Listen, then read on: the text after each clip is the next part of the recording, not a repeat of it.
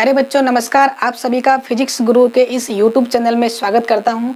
आज के इस लेक्चर में हम लोग डिस्कस करेंगे एप्लीकेशन ऑफ डायमेंशनल एनालिसिस। प्यारे बच्चों, डायमेंशनल फॉर्मूला जो है हम लोगों ने पढ़े हैं। डायमेंशनल फॉर्मूला एक इम्पोर्टेंट टूल होता है जिसकी हेल्प से हम लोग बहुत सारे इम्पोर्टेंट रिजल्ट्स हम लोग यहाँ पे लेंगे। डायमेंशनल फॉर्मूला केवल इसलिए नहीं कि हम लोग डायमेंशनल फॉर्मूला की हेल्प से ये बता सकते हैं कि भी कोई भी क्वांटिटी जो है किन किन वेरिएबल्स पे कितना कितना जो है डिपेंड करती है, ठीक है ना। अगर सिंपली हम लोग स्टार्टिंग में डेफिनेशन देखें डायमेंशनल फार्मूला की, तो हम लोग वहीं पे पढ़ते हैं कि डायमेंशनल फार्मूला जो होता है वो हमको केवल ये बताता है कि कोई भी फिजिकल क्वांटिटी जो है किस फिजिकल क्वांटिटी के ऊपर जो है डिपेंड करती है और कितने रेशियो में डिपेंड करती है, कितनी पावर पे डिपेंड करती है, वो सब आइडिया जो है एक डायमेंशनल फार्मूला आपको देता है। लेकिन इसके अलावा जो होता है डायमेंशनल फार्मूला जो होता है एक गोली से कई शिकार करने वाला टूल होता है। डायमेंशनल फार्मूले की हेल्प से हम लोग बहुत सारे और इम्पोर्टेंट अच्छे काम कर सकते हैं, ठीक है ना। तो सबसे पहला जो यूज होता है डायमेंशनल एनालिसिस का वो होता है आपका नंबर 1 पे मैं लिख रहा हूँ to convert one system of unit into other system of unit, ठीक है। मतलब डायमेंशनल फॉर्मूला से हम लोग एक सिस्टम ऑफ यूनिट से जो है दूसरे सिस्टम ऑफ यूनिट में जाना सीख सकते हैं, कन्वर्ट करना सीख सकते हैं, ठीक है। तो आज हम लोग जो है एक एग्जाम्पल लेंगे और उस एग्जाम्पल से हम लोग ये समझेंगे कि डायमेंशनल फॉर्मूला किस प्रकार से या डायमेंशनल एनालिसिस जो है किस प्रकार से हमारी हेल्प करती है एक सिस्टम से दूसरे सिस्टम में कन्वर्ट करने में, ठीक है। मैं आपको सिंपल सा एग्जांपल बताता हूँ। जैसे कि आपसे कोई पूछे कि 1 kg is equal to how much grams, ठीक है ना। 1 किलोग्राम में कितने ग्राम होते हैं, तो आप बताओगे 10⁻³ ग्राम होते हैं, ठीक है। तो आपसे कोई पूछे कि भाई 1 kg में 10⁻³ ग्राम ही क्यों होते हैं, 10⁻4 क्यों नहीं होते, 10⁻2 क्यों नहीं होते, तो एक क्वेश्चन माइंड में आता है, ठीक है ना। तो हम लोग को ने रटा हुआ दिमाग के अंदर माइंड में रटा हुआ कि भाई 1 किलोग्राम में तो 10⁻³ ग्राम ही होते हैं, 1 मीटर में 10⁻2 सेंटीमीटर होते हैं। लेकिन ये क्यों होते हैं आज हम लोग वो जानेंगे। ये सब जो फॉर्मूला जो ड्राइव्ड है ये सारे के सारे डायमेंशनल एनालिसिस से आते हैं, ठीक है ना। तो ये एक सिस्टम से दूसरे सिस्टम में जो कन्वर्ट करने का जो प्रोसेस है वो डायमेंशनल एनालिसिस से आया है, ठीक है ना। तो हम लोग जो है आज आपके सामने डायमेंशनल एनालिसिस से एक सिस्टम से दूसरे सिस्टम में जाना आपको सिखाएंगे, ठीक है। तो सबसे पहले मैं मान लेता हूँ कि भाई मेरे पास में कोई भी फिजिकल क्वांटिटी है, उसको मैं मान रहा हूँ Q is equal to N1U1। कोई भी फिजिकल क्वांटिटी होती है उसको लिखने की जो रिप्रेजेंटेशन होती है वो होती है Q is equal to NU, where Q is the quantity, N is the number और magnitude and U is the unit of the physical quantity. तो मैं एक क्वांटिटी मान के चल रहा हूँ, उसको मैंने N1U1 लिखा है और उसको जो है मैं यहाँ पे लिख रहा हूँ N2U2, यानी एक फिजिकल क्वांटिटी को जो है मैं दो अलग अलग सिस्टम में लिख रहा हूँ, ठीक है ना। जैसे कि मैंने यहाँ पे लिखा 1 kg इज इक्वल टू 10⁻³ ग्राम, तो यहाँ पे N1 जो है मेरा 1 हो गया और N2 मेरा हो गया 10⁻³ और U1 मेरी यूनिट हो गई kg और U2 मेरी यूनिट हो गई ग्राम, ठीक है ना। यानी एक सिस्टम में मैंने यूनिट को U1 कंसीडर कर लिया है, दूसरे सिस्टम में उसी क्वांटिटी के यूनिट को मैंने U2 कंसीडर कर लिया है, ठीक है बेटा। अच्छा, अभी क्या करना है अपने को, मान के चलना है कि किसी भी क्वांटिटी का एक सिस्टम के अंदर जो आपका डायमेंशनल आपके जो वेरिएबल्स रहेंगे, डायमेंशनल फॉर्मूला होगा वो होगा M1 L1 एंड T1, ठीक है ना। एक सिस्टम के अंदर मैं इसको मान रहा हूँ U1 के अंदर, ठीक है ना। कोई सिस्टम आपका पहले वाला जो सिस्टम था उसमें मैंने उसको डायमेंशनल एनालिसिस को मैंने M1 L1 और T1 से डिनोट किया है और U2 को मैंने डिनोट किया है M2 L2 एंड T2।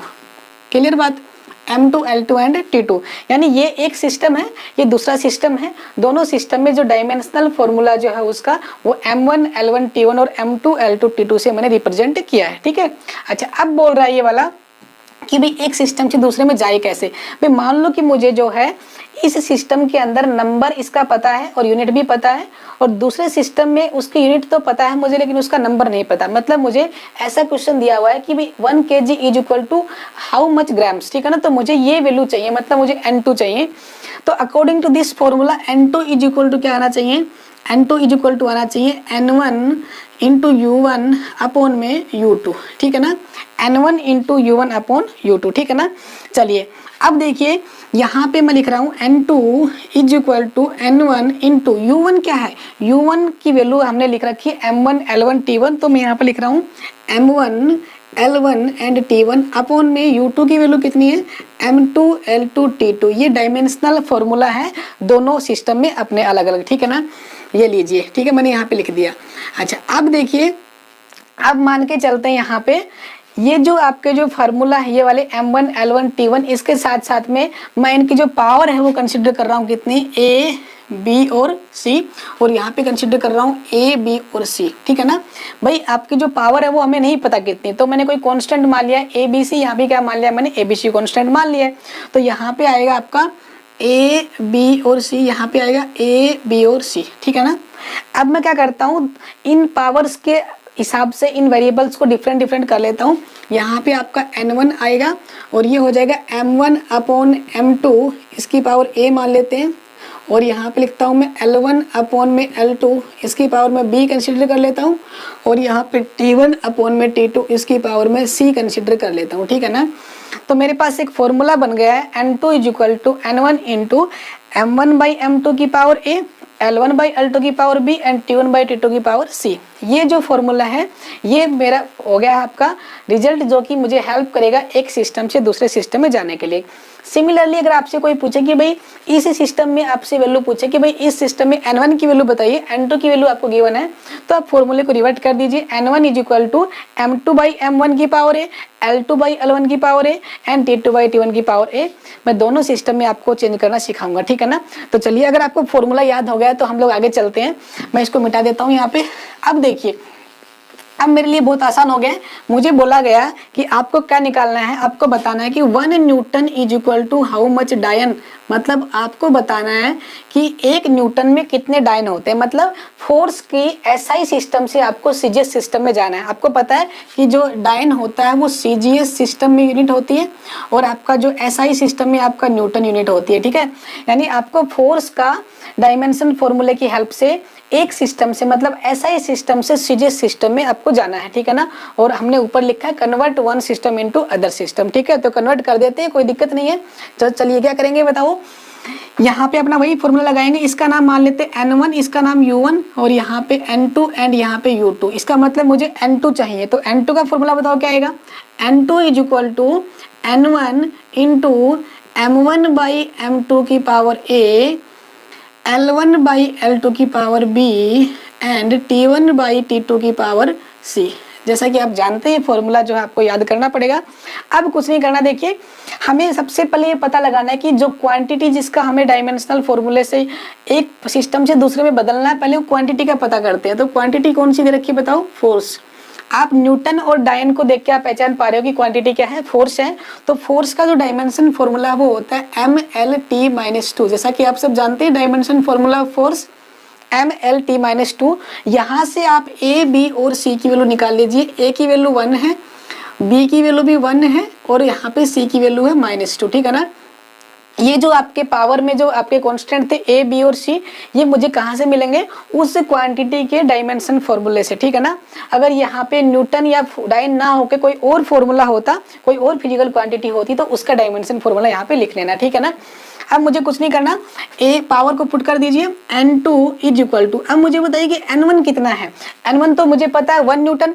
अगर आपसे पूछे कि 5 न्यूटन में कितने डायन होते हैं, तो मुझे यहाँ पे N1 की वैल्यू 5 पुट करनी पड़ती। मुझे तो 1 गिवन है, तो यहाँ पे 1 पुट कर दीजिए। 1 इंटू M1 अपॉन में L2, M1 अपॉन में क्या है M2, इंटू क्या है आपका, यहाँ पर मैं लिख देता हूँ पावर कितनी बताऊँ 1, और यहाँ पे लिखता हूँ L1 अपॉन में L2, यहाँ पे पावर लिखता हूँ B, और यहाँ पे लिखता हूँ T1 अपॉन में T2, यहाँ पे पावर लिखता हूँ कितनी, आपकी पावर कितनी है -2, ठीक है ना।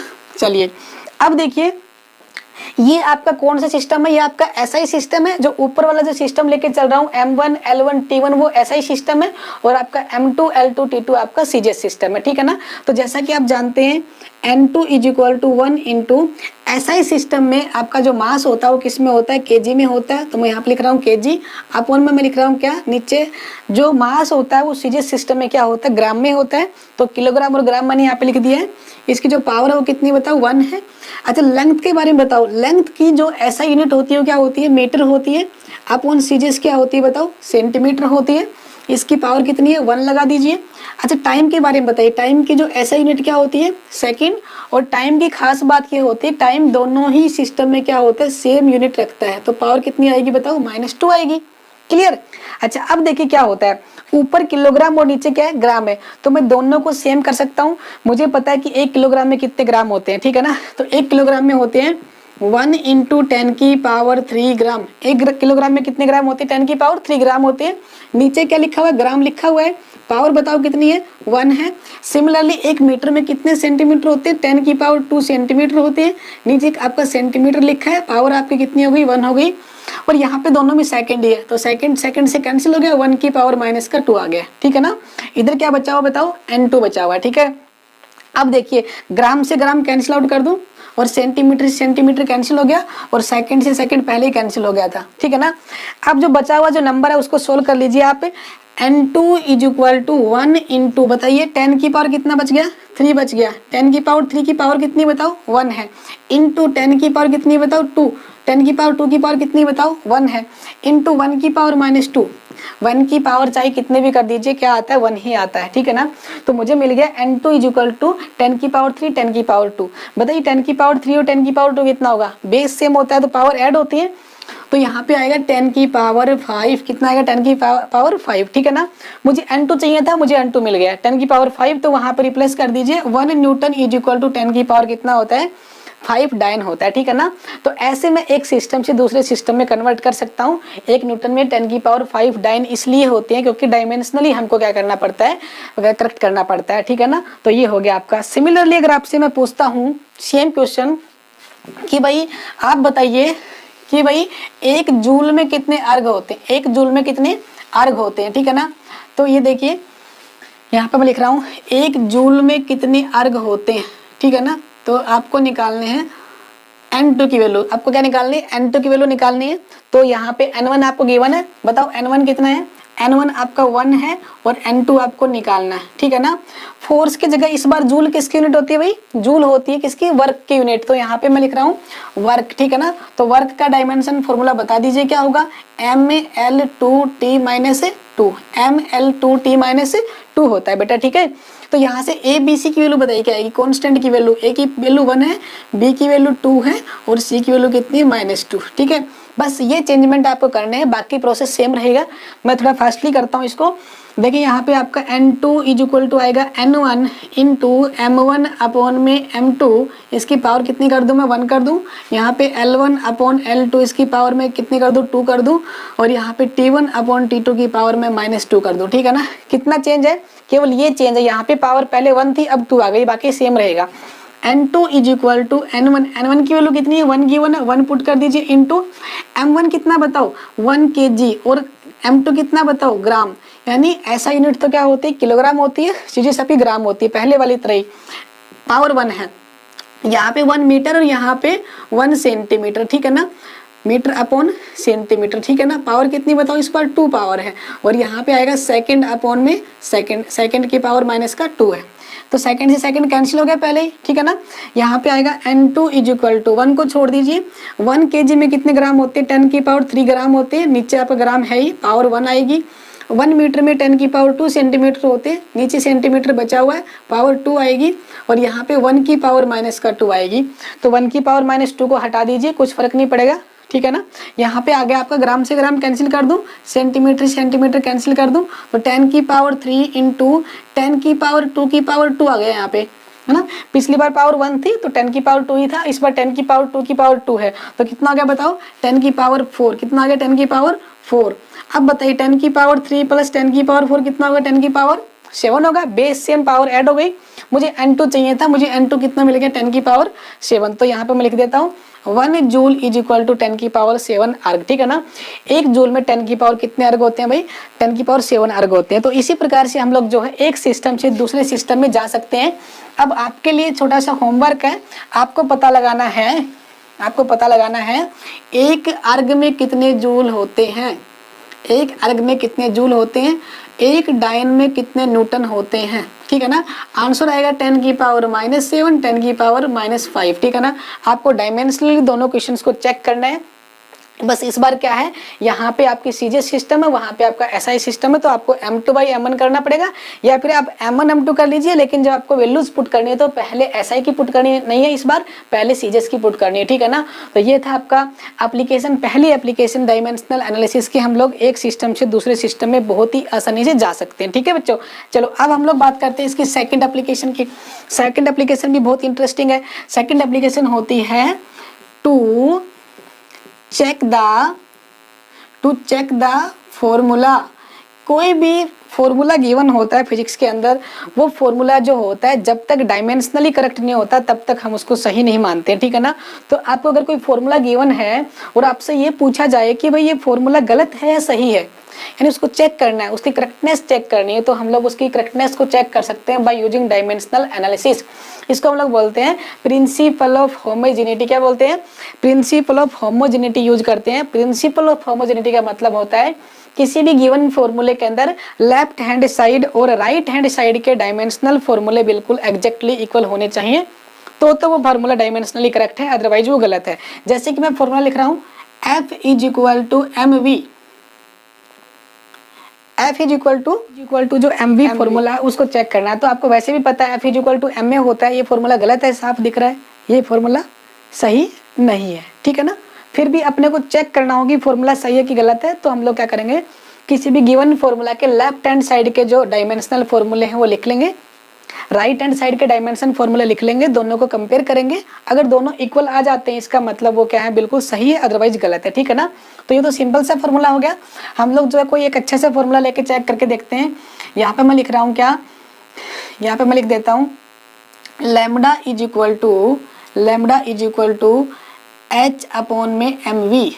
Lambda is equal to h upon mv। एक फॉर्मूला लिया है मैंने, lambda is equal to h upon mv, और मुझे चेक करना है कि क्या ये फॉर्मूला डायमेंशनली करेक्ट है या रॉन्ग है, ठीक है ना। फिर मैं यहाँ पे जो है आपको पहले बता देता हूँ कि जो क्वांटिटी गिवन है, लैम्डा को मैं मान रहा हूँ वेवलेंथ, ठीक है ना। लैम्डा मेरी वेवलेंथ ऑफ लाइट या किसी की वेवलेंथ हो सकती है। h जो है मेरा प्लैंक्स कॉन्स्टेंट है। क्या है? प्लैंक्स कॉन्स्टेंट, बहुत इंपॉर्टेंट है। प्लैंक्स कांस्टेंट का डायमेंशनल फॉर्मूला बहुत इंपॉर्टेंट है और इजी बहुत है। m को मैं मान रहा हूँ mass and nu is the frequency, sorry आपका v इज द वेलोसिटी, ठीक है ना। यहाँ पे h अपॉन m v है, तो v का मतलब होता है वेलोसिटी, m का मतलब मास और h का मतलब प्लैंक कांस्टेंट और लैम्डा का मतलब होता है वेवलेंथ, ठीक है। अब आपसे पूछा गया कि ये चेक करो कि फॉर्मूला गलत है कि सही है, तो बहुत आसान है। सबसे पहले मैं क्या लिखूंगा, यहाँ पे लेफ्ट हैंड साइड लिखूंगा।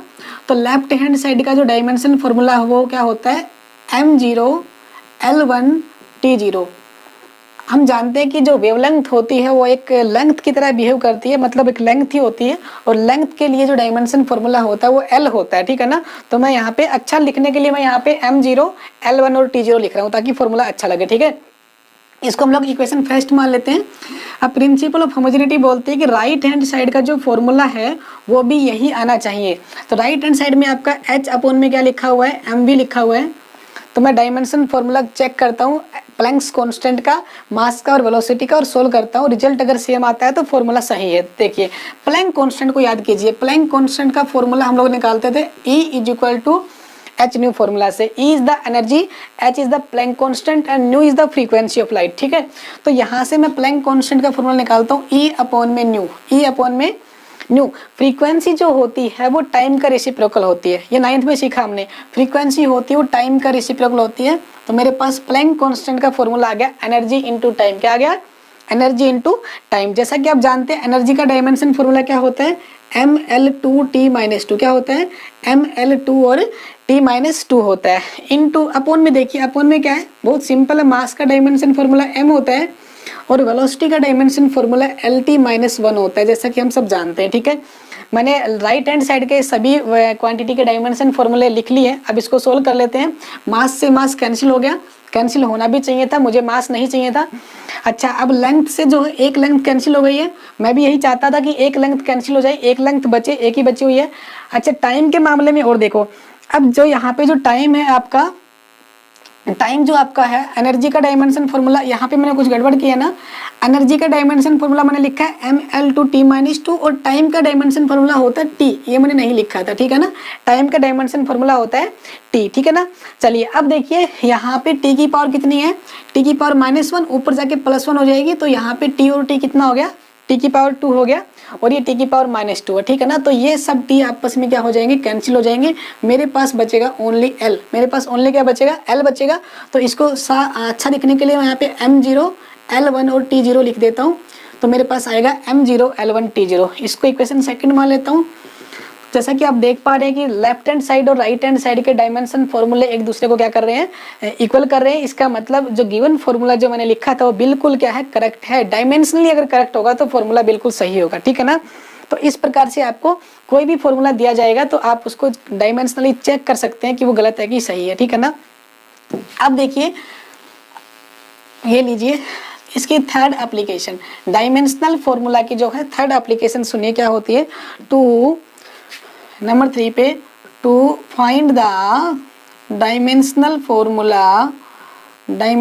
Formula for constant.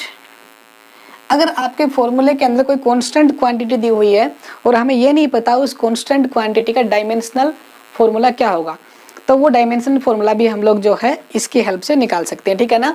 अच्छा अब देखिए उसके लिए अपने को दो चीज़ें पढ़नी पड़ेंगी, सिंपल सी बात पढ़नी पड़ेगी।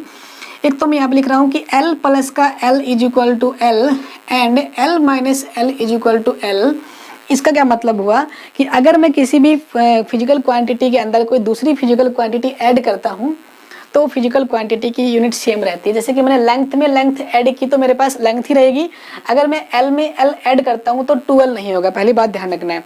दूसरा L में अगर मैं L सब्ट्रैक्ट करता हूँ तो 0 नहीं होगा। मतलब सिंपल जो अलजेब्रिक रूल्स है वो यहाँ पे अप्लीकेबल नहीं होंगे, ये अलग रूल होते हैं। लेंथ में अगर लेंथ घटा रहे हैं तो आपका मैग्नीट्यूड 0 हो सकता है लेकिन लेंथ जो है वो लेंथ ही रहेगी, ठीक है ना। कैसे एग्जांपल बताता हूँ मैं मेरे पास में 2 किलोग्राम क्या है, 2 किलोग्राम कोई सामान है, 2 किलोग्राम चीनी मान लेता हूँ। 2 किलोग्राम चीनी है प्लस में 2 किलोग्राम मेरे पास में चाय पत्ती है, ठीक है ना। 2 किलोग्राम चाय पत्ती है। मुझसे कोई पूछे कि टोटल कितना सामान है तो टोटल मैं कितना बोलूँगा, 4 किलोग्राम। कितना बोलूँगा, 4 किलोग्राम। यानी जब भी मुझे ऐड करना होता है तो मैं नंबर को ही ऐड करूंगा, मैग्नीट्यूड को ही ऐड करूंगा, किलोग्राम को ऐड नहीं करूंगा, ठीक है ना। यानी किलोग्राम प्लस किलोग्राम तो 2 किलोग्राम, ऐसा नहीं करना है, ठीक है ना। मतलब यूनिट्स को ऐड नहीं करना, यूनिट सेम रहेगी, ठीक है ना। दूसरी बात है किसी भी फिजिकल क्वांटिटी के अंदर दूसरी फिजिकल क्वांटिटी ऐड नहीं कर सकते। जैसे कि मैं लिख रहा हूँ 2 किलोग्राम प्लस 2 सेंटीमीटर, मैंने यहाँ पे लिखा 2 किलोग्राम प्लस 2 सेंटीमीटर। मतलब किलोग्राम तो मास की यूनिट है और सेंटीमीटर लेंथ की यूनिट है, तो दो अलग अलग फिजिकल क्वांटिटी हो गई, उनको हम लोग आपस में ऐड या सब्ट्रैक्ट नहीं कर सकते। मैं यहाँ पे माइनस भी नहीं कर सकता, ठीक है ना, ये गलत हो जाएगा। हाँ ये मैं कर सकता हूँ, 2 kg माइनस 2 kg आपका कितना आंसर आएगा, 0 kg। मतलब आपका मैग्नीट्यूड जो है वो ऐड और सब्ट्रैक्ट कर सकते हैं लेकिन जो यूनिट है वो आपकी सब्ट्रैक्ट नहीं होगी। कभी यहाँ पे करो 2 kg माइनस 2 kg, तो मैं ऐसा कर सकता हूँ 2 kg माइनस 2 kg, तो मैं यहाँ से 2 कॉमन ले लूँ तो यहाँ पे आएगा kg माइनस का kg, तो कितना आएगा 2 इंटू kg माइनस kg कितना, 0, तो आंसर 0 आ गया। अगर हम लोग सिंपल मैथमेटिक्स का रूल लगाएं तो यहाँ पे तो 0 आंसर आ रहा है, तो 2 माइनस 2 0 आंसर आएगा। लेकिन यहाँ पे पीछे आपका किलोग्राम 0 नहीं होगा, किलोग्राम साथ रहेगा, ठीक है ना। तो यूनिट्स जो है वो सब्ट्रैक्ट करने से और ऐड करने से यूनिट्स कैंसिल नहीं होती है, ना ही ऐड होती है, यूनिट्स विल बी सेम, ठीक है ना। तो L plus L is equal to L और L minus L is equal to L, मतलब सेम क्वांटिटी में सेम क्वांटिटी ऐड कर सकते हैं और सब्ट्रैक्ट कर सकते हैं। दूसरी क्वांटिटी में पहली क्वांटिटी अलग टाइप की क्वांटिटी को ऐड या सब्ट्रैक्ट नहीं कर सकते, ठीक है। दोनों बातें समझ में आई। अब हम लोग करते हैं क्वेश्चन। भाई मुझसे पूछा गया कि भाई यहाँ पे f is equal to ax² plus का bt³। मुझे बोला गया f is equal to ax² plus bt³ और मुझे पूछा है कि f तो आपका फोर्स है, x आपकी क्या है, डिस्टेंस या डिस्प्लेसमेंट है, और t आपका टाइम है। तो पूछा कि a और b के डायमेंशन निकालिए। a और b जो आपके कांस्टेंट हैं उनके डायमेंशन फॉर्मूले निकालने, ठीक है ना। हो सकता है कि इन कांस्टेंट के डायमेंशन फॉर्मूले ना भी हो, डायमेंशन लेस भी हो सकते हैं, डायमेंशनल भी हो सकते हैं, ठीक है ना। तो चेक करते हैं, देखिए यहाँ पे बोला कि force is equal to something plus something, मतलब फोर्स अगर आपका है तो जो फोर्स कब आएगा, जब मैं दो फोर्स को ऐड करूंगा तो ही मुझे फोर्स मिलेगा, मतलब मैं लेंथ को और मैं एरिया को जोड़ूंगा तो मुझे फोर्स नहीं मिलेगा, ठीक है ना। तो मुझे पता है कि ये वाली जो क्वांटिटी है ये किसके बराबर है, फोर्स के बराबर है, और ये वाली क्वांटिटी भी किसके बराबर है, फोर्स के बराबर है, ठीक है ना।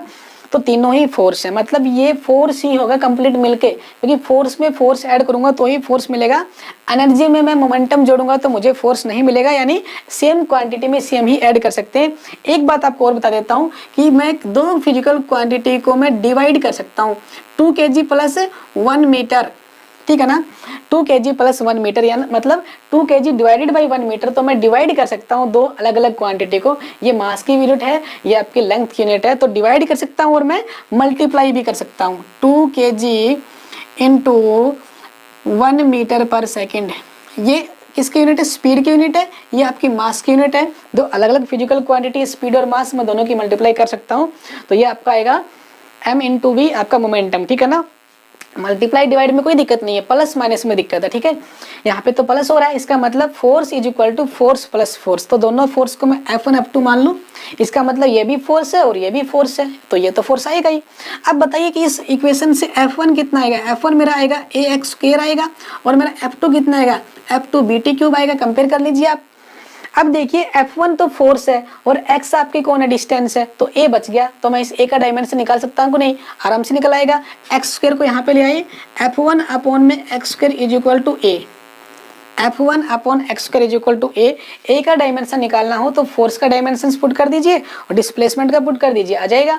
तो कैसे करोगे बताओ, फोर्स का कितना होता है mlt-2, क्या होता है mlt-2 होता है, अपॉन में डिस्टेंस का कितना होता है, l होता है, इसकी पावर 2 है तो l की पावर 2 हो गया है, एक l से एक l कैंसिल हो गया, तो मेरे पास आएगा m(l-1t-2), ठीक है ना, m(1l-1t-2). This is the dimension formula for quantity a where a is the constant, तो कांस्टेंट का डायमेंशन मैंने निकाल लिया है। अब यहाँ पे आ जाइए, F2 is equal to bt³, यहाँ से F2 अपॉन में t³ इज इक्वल टू क्या आएगा, b, मतलब b का डायमेंशन निकालना हो तो F2 अपॉन t³ कर सकता हूँ मैं।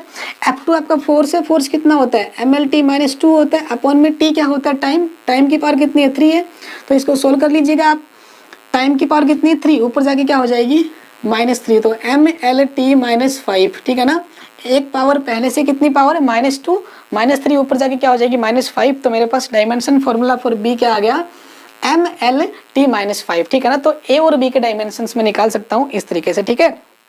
सिमिलर समझ में आई बात है। तो ये आपका डायमेंशनल फॉर्मूले की हेल्प से मैं ए और बी जो कांस्टेंट होते हैं उनकी मैं वैल्यू निकाल सकता हूँ, ठीक है ना। आप अगर ट्राई करना चाहे तो आप घर पे ट्राई कर सकते हैं। क्वेश्चन मैं आपको दे रहा हूँ, ये लीजिए, P is equal to a minus का, यहाँ पे लिख रहा हूँ, P is equal to a minus का बी एक्स अपॉन में आपका, यहाँ पे लिख रहा हूँ, C√T। आपसे पूछ रहा है कि भाई आप जो है बी और सी के डायमेंशन फॉर्मूला निकालिए, जहाँ पे P आपका पावर है, A आपका एक्सेलरेशन है, X आपकी डिस्प्लेसमेंट है, T आपका टाइम है, ठीक है ना। आगे बात समझ में, A आपका एक्सेलरेशन है, B आपका कांस्टेंट है, X आपका डिस्टेंस, T आपका टाइम है, C कांस्टेंट है और P आपका प्रेशर है, ठीक है ना। प्रेशर या पावर मान के कर लीजिए। तो देखो यहाँ पे आपका थोड़ा सा डिवीजन के क्वेश्चन में डिवीजन दिया हुआ है, तो थोड़ा सा मैं बता देता हूँ आपको। ऐसे क्वेश्चन में पहले क्या करो, पहले मल्टीप्लीकेशन या फिर पहले जो आपका प्लस माइनस होता है उसको सोल्व कीजिए। तो इस क्वेश्चन में इस बार इसको भूल जाते हैं, ऊपर जो आपका न्यूमरेटर है उसको ध्यान से देखिए, a माइनस बी एक्स, मतलब दो क्वांटिटी को सब्ट्रैक्शन कर रखा है, तो सीधी सी बात है दोनों क्वांटिटी बिल्कुल इक्वल है। ऐसा नहीं कि दोनों इसके बराबर है, ये तब होती जब नीचे कुछ नहीं होता, तो मैं बोल देता कि ये quantity pressure is equal to pressure minus pressure, but यहाँ पे एक क्वांटिटी और है नीचे, तो मैं नहीं बोल सकता। मैं बोलूंगा कि ये जो दोनों क्वांटिटी है एक जैसी हैं, तभी मैंने इनको सब्ट्रैक्ट किया हुआ है। तो ये एक्सेलरेशन है तो ये भी क्या होनी चाहिए, एक्सेलरेशन होनी चाहिए। तो acceleration is equal to b x मान लो और वहां से बी निकालो, एक्सेलरेशन अपॉन में एक्स, एक्सेलरेशन का LT-2 होता है और आपका जो एक्स है उसका L होता है, ठीक है ना। तो T-2 आ जाएगा। ऐसे आप फिर क्या करोगे, ऊपर वाली क्वांटिटी का निकाल लोगे कंप्लीट का, तो वो लिख दीजिएगा, नीचे वाले का अपने आप आ जाएगा, क्योंकि ये तो पावर है, सबको पता है। नंबर 4 पे चलते हैं। अगला जो काम है डायमेंशनल फॉर्मूले का, अगला जो काम है वो क्या होता है, टू डिराइव द फॉर्मूला, जो भी आपका फॉर्मूला होता है फिजिक्स के अंदर उसको हम लोग डिराइव कैसे करते हैं भाई, वो बनाया कैसे जाता है, हमें कैसे पता लगेगा कि भाई फोर्स जो होता है वो F equal to m a ही होता है, m बाई ए नहीं होता, एक्सेलरेशन ऊपर ही कैसे आएगा, m की पावर 1 ही क्यों आई। तो ये सब चीज़ें किस में होती है, डायमेंशनल फॉर्मूले के अंदर होती है। डायमेंशनल फॉर्मूले से हम लोग फॉर्मूला बनाते हैं। तो मैं फॉर्मूला बना के दिखाता हूँ आपको। यहाँ पे आएगा T, यहाँ पे आएगा L और G और M, ठीक है ना। मुझे बोल दिया गया कि भाई आपका जो टाइम है वो 3 चीज़ों पे डिपेंड करता है। किन पे डिपेंड करता है, 3 चीज़ों पे। जैसे कि फोर्स होता है वो मास और एक्सेलरेशन पे डिपेंड करता है। तो मुझे बोला कि जो टाइम है आपका वो मास, लेंथ और एक्सेलरेशन ड्यू टू ग्रेविटी तीनों पे डिपेंड करता है। अच्छा, मुझे पूछा गया कि बताओ इसका फॉर्मूला क्या होगा। तो सीधी सी बात है, काम करते हैं, लेफ्ट हैंड साइड का डायमेंशन फॉर्मूला लिख लेते हैं। क्या आएगा बताओ, T आएगा। तो यहाँ पे लिखता हूँ मैं m0 L1 L0 T1, ठीक है ना भाई। m0 और L0 रहेगा, टाइम का केवल T1 होता है, लिख दीजिए। इस साइड में क्या करोगे, मास का तो m होता है, मास का m होता है, उसकी पावर a मान लीजिए, इसकी पावर b और इसकी पावर c मान लीजिएगा। जितने वेरिएबल्स है उनकी पावर मान लीजिएगा a, b और c। एक बात आपको ध्यान रखनी है कि डायमेंशन फॉर्मूले से जब भी फॉर्मूला ड्राइव करोगे तो 3 से ज़्यादा वेरिएबल्स अगर फॉर्मूले में होंगे तो वो फॉर्मूला ड्राइव नहीं कर पाएगा, ठीक है ना। मैक्सिमम कितने हो सकते हैं, 3 ही हो सकते हैं। तो मैं 3 लेके चल रहा हूँ। m की पावर a है, लेंथ आपकी l होती है, l की पावर b है, और g आपका होता है एक्सेलरेशन ड्यू टू ग्रेविटी। इसका फॉर्मूला होता है LT माइनस 2। एक्सेलरेशन का फॉर्मूला यूनिट क्या होती है, मीटर पर सेकंड स्क्वायर, मतलब LT माइनस 2, और इसकी पावर कितनी है, c है, ठीक है ना। अब आपको कुछ नहीं करना, लेफ्ट हैंड साइड में, राइट हैंड साइड में जो वैल्यू है पावर की कंपेयर करनी है। यहाँ पे m की पावर कितनी a और यहाँ पे m की पावर कितनी है 0, तो a इक्वल टू कितना आ गया, 0 आ गया। यहाँ पे l की पावर कितनी है b, यहाँ पे कितनी है 0, तो a और b की वैल्यू तो कितनी आ गई है, 0 आ गई है। उसके बाद में यहाँ पे क्या आ रहा है, यहाँ पे क्या है l की पावर t। अब यहाँ पे काम करते हैं, l की पावर जो है ना यहाँ पे b है और यहाँ पे कितनी है c है, तो इनको कंबाइन कर देते हैं, ठीक है ना। तो मैं यहाँ पे इसको एक स्टेप में और कर रहा हूँ। m की पावर तो a ही है, l की पावर है आपकी b प्लस का c और t की पावर है आपका माइनस का 2c, ठीक है ना। मतलब L की पावर b भी है और L की पावर c भी है, तो b और c ऐड कर दूं मैं, पावर बेस सेम होता है तो पावर ऐड हो जाएंगी, और t की पावर माइनस 2c, ठीक है ना। अब आप कंपेयर कराइए m0 L0 T1, ठीक है ना। बताइए a की पावर, m की पावर कितनी है a, इधर कितनी है 0, तो a इक्वल टू 0 आ गया। नंबर 2 पे आपका ये लीजिए, आपका माइनस 2c मतलब t की पावर माइनस 2c, t की पावर यहाँ पे 1 होती है, इक्वेशन सेकंड मान लीजिए। थर्ड है आपका b प्लस सी मतलब l की पावर, यहाँ पे l की पावर 0 हो तो यहाँ पे 0 मान लीजिएगा, इक्वेशन थर्ड हो गई।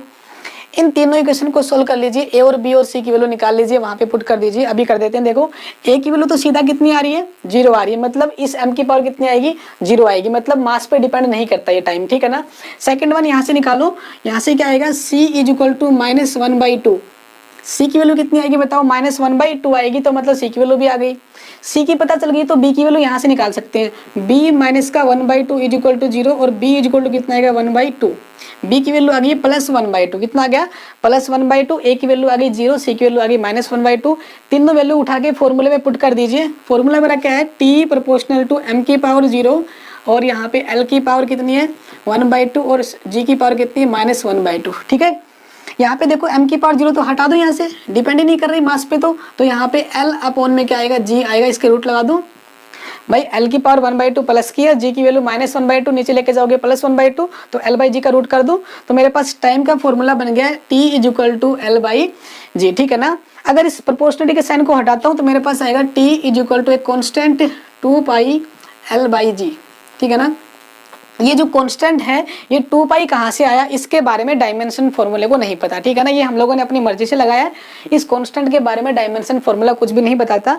डायमेंशन फॉर्मूले की कुछ लिमिटेशंस होती है। पहली लिमिटेशन मैंने आपको बताई थी कि किसी फॉर्मूले में 3 से ज़्यादा वेरिएबल होते हैं तो डायमेंशन फॉर्मूला उसको चेक नहीं कर सकता, डिराइव नहीं कर सकता।